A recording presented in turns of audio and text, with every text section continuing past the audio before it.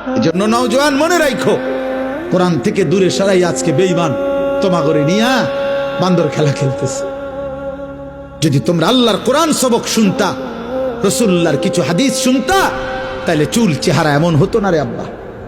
দুর্ভাগ্য, বেঈমানের সফলতা হলো দুনিয়ার লোভ দেখাইয়া কয়টা ভাত মাছ আর দুনিয়া ভোগ করার স্বপ্ন দেখাইয়া তোমারে দিয়া বহুত কিছু ফরাইছে 12 বছর, কিন্তু আখিরাতের কথা বলিয়া তোমারে তোমার শ্রেষ্ঠ কিতাব কোরআন থেকে বঞ্চিত করে দিস।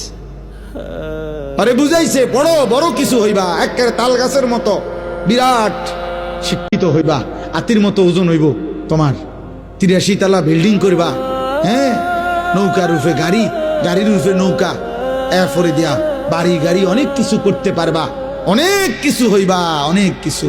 পড়ো, বাংলা পড়ো, অঙ্ক পড়ো, ইংরেজি পড়ো, পদার্থবিজ্ঞান পড়ো, জীববিজ্ঞান পড়ো, জীববিজ্ঞান পড়ো, রসায়ন বিজ্ঞান পড়ো। এরপরে সে দেখলো আহারে 16 বছর পরে পড়া দেহে আমার তে না পড়িনও বহুজন আমার থেকে 1000 কোটি টাকার মালিক। বহু মূর্খের অধীনে, মূর্খ বকলমের অধীনে বহুত বড় ডিগ্রিধারী চাকরি করে, চাকরি করে।